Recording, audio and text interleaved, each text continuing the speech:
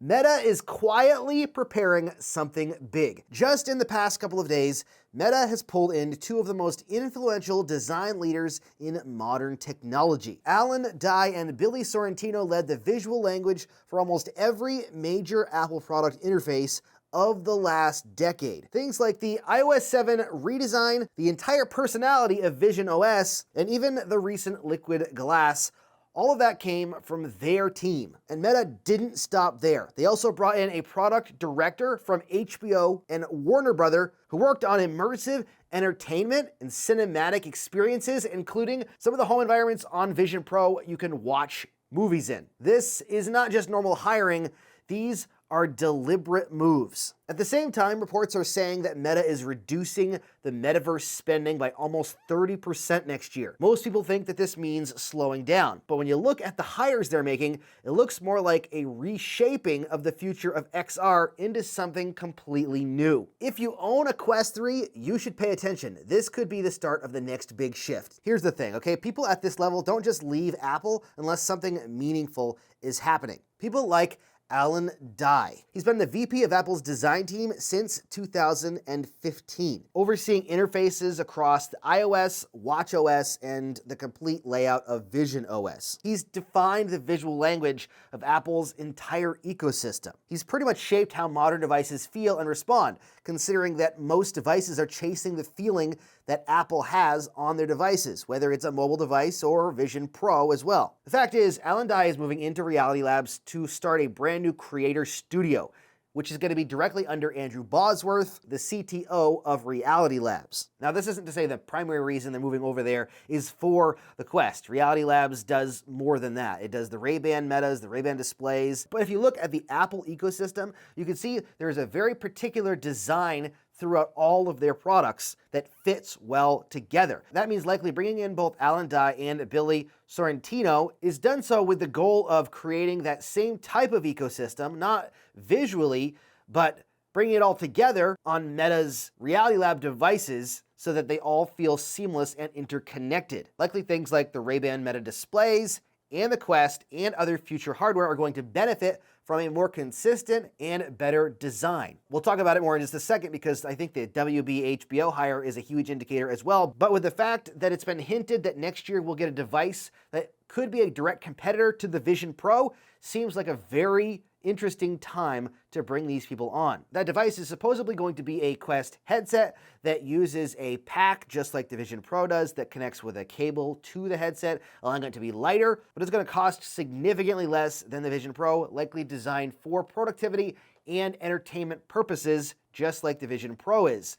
Maybe it can be used for gaming with controllers as well, who knows, but the primary function is going to be not Quest 4, more like a Quest Air or like a Quest entertainment headset. So PrismXR sent over two brand new accessories that are aimed at making the Quest 3 experience a little bit smoother in two totally different ways. One keeps your headset fully charged and ready, and the other gives you a clean wireless link to your PC without touching your home router. First is the Carina D1 charging dock. What I like about this thing is the magnetic pin system. You don't have to line anything up. The pins actually flex and adjust when the headset gets close, so it just snaps on and starts charging. Headset and controllers go right in the dock together, and it works with pretty much any strap setup. It charges fast, it keeps everything in one spot, and it frees up your USB-C port.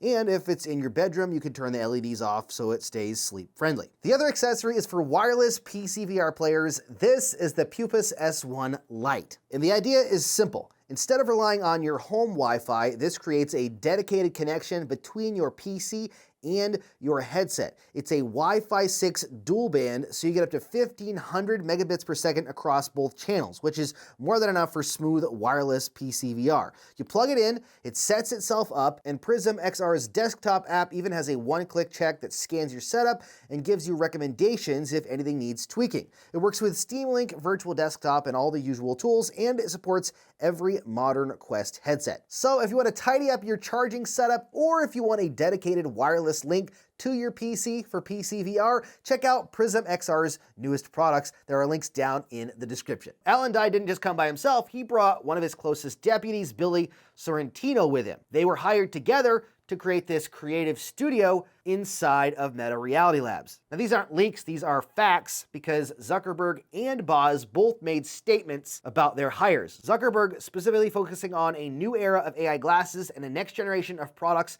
and experience, as well as intelligence as a new design material, and interactions that feel natural and people-centered. With Boz's post focusing on building the future of computing at the intersect of AI, wearables, and spatial computing, saying that we're at a historic inflection point and that this is going to reshape how we interact with technology. This is a shift, and Meta is not talking about the metaverse. They're talking about a new phase of devices. Before we get into the HBO immersive hire, let's talk these budget cuts. The metaverse is getting budget cuts. Reports are saying that Meta is going to cut metaverse spending by almost 30% next year, which could be interpreted in a whole bunch of different ways. It could be them cutting hardware, software, development, the actual metaverse that they were trying to build, Horizon Worlds. But realistically, if you look at those hires, the picture looks a little bit different. Likely, at least in my opinion, they're probably going to be cutting a lot of the R&D out, or at least some of the engineering, so that we might see less frequent updates and probably less frequent hardware refreshes. Realistically, going from what we had at the Quest 1 to the Quest 3 in like 5 years is unbelievable. And that accelerated rate of hardware development is likely to slow down. The Quest 3 still has a lot of life left in it and a lot going for it. So even if we don't see the Quest 4 until 2028 or 2027 at the earliest, we're going to be okay. And people are still finding ways to make things look even better on the Quest 3. To me, it looks a lot less like Meta is retreating and more like Meta is shifting away from the old metaverse vision to build something new, which a lot of people wanted in the first place. Here's the thing though, I don't believe it's all just about AI or about the displays or even their next iteration of glasses that are going to allow you to put stuff in your world or whatever. I think it does have to do with immersive entertainment, and one of the reasons is because of the HBO WB hire. Adam Bayer worked with HBO and WB with interactive media and cinematic VR and virtual reality, specifically working on things like the home environments that you could actually sit in and experience to watch movies inside of the HBO Max app on the Vision Pro, or whatever it's called. I think it's called HBO Max, I can't remember. Things like Hogwarts and the Game of Thrones location that looked stunning, honestly, in VR on the Vision Pro. And even if he was coming over to Meta just to start working on creating that type of experience for the Quest 3, I would be happy. Who knows if that's the case, but the thing is Meta wants the future of XR to feel more intentional, cinematic, and premium, which is why they're bringing these people that are from Apple and that have worked with Vision Pro stuff to the company, in my opinion anyways, because they're trying to level up their design. The hardware works well, and the engineering is there. They're at the forefront of what's happening in wearables and in virtual reality technology.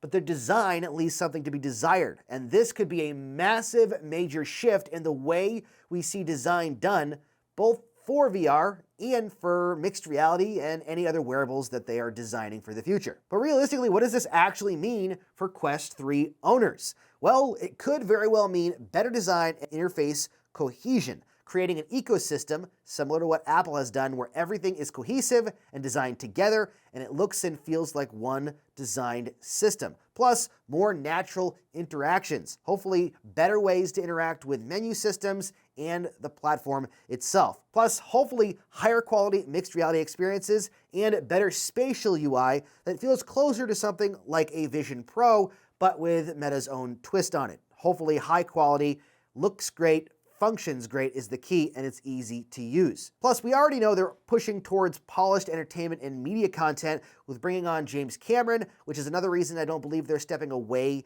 from the spatial computing, entertainment, or VR avenue, is they're working with James Cameron to bring content to the actual Quest platform in virtual reality. Likely, this is going to massively affect the next generations of hardware, while also trickling back to what we have currently with its designs and updates and all that stuff. Really, this is the first time Meta has hired design leaders who built billion user interfaces. It's the first time they brought in people that have successfully created a design ecosystem at the scale that Apple has done to bring that design mind to their wearables and to their virtual reality products. I'm going to be following all of this very closely because I'm excited to see where all of this leads for the Quest and the future of the Quest platform. But what do you think? Are these big hires related to the Quest? Are the budget cuts going to destroy the Quest ecosystem? I don't think that's going to happen. That's a little bit dramatic. But let me know what you think down in the comments. Don't forget to give this video a thumbs up so that more people can see it, and subscribe for more content. And as always, happy questing.